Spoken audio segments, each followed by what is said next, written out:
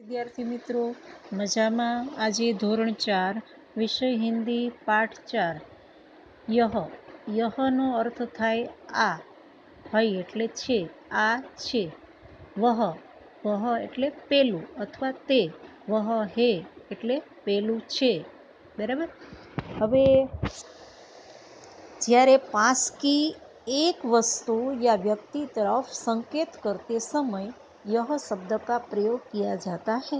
विद्यार्थी मित्रों, पासेनी कोई पण एक वस्तु अथवा व्यक्ति होय तो एनी तरफ संकेत करवा समये यह शब्दनो प्रयोग करवामां आवे छे।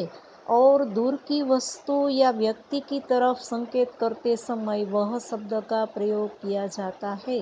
આપણાથી કોઈ વસ્તુ અથવા વ્યક્તિ દૂર હોય તો આપણે એને જે સંકેત કરીએ, ઈશારો કરીએ ત્યારે વહ શબ્દનો પ્રયોગ કરવામાં આવે છે. થોડાક ઉદાહરણો આપણે જોઈએ. યહ ગમલા હે, યહ કિતાબ હે, યહ ફૂલ હે, યહ આમ હે, યહ લડકા હે, યહ નીંબુ હે, યહ પતંગ હે. આ બધાય યહ શબ્દના પ્રયોગવાળા હતા. હવે જોઈએ વહ શબ્દવાળા. જો વહમાં ઈશારો કરીને તમને આપ્યું છે, બરાબર, સંકેત કર્યો છે.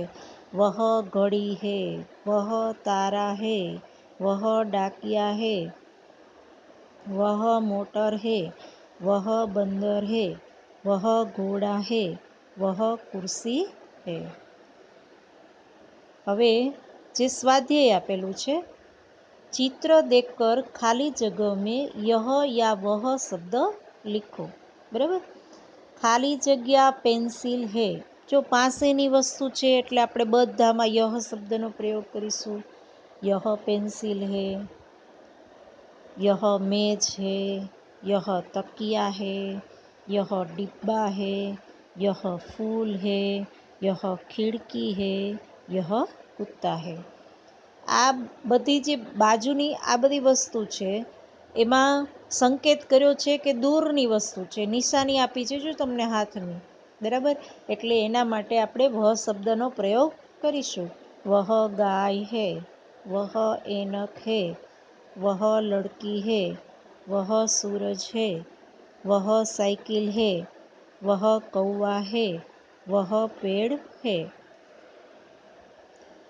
બીજો પ્રશ્ન છે, ખાલી જગ્યા મેં યહ યા વહ લીખો, બરાબર.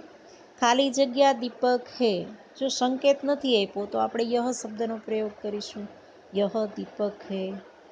પછી બાજુમાં જે આપ્યું છે એમાં સંકેત કર્યું છે આંગળીની નિશાની, ખાલી જગ્યા ચાંદ હે, તો અહીંયા આપણે મૂકીશું વહ ચાંદ હે.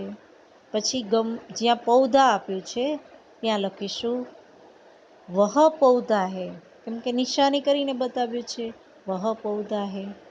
પછી પેડની બાજુમાં નિશાની કરી છે એટલે વહ પેડ હે. ગિલાસ છે ત્યાં નિશાની નથી એટલે યહ ગિલાસ હે.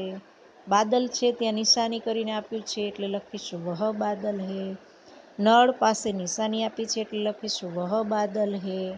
નદી પાસે નિશાની નથી એટલે યહ નદી હે. પત્ર છે, બરાબર, અહીંયા લખીશું યહ પત્ર હે.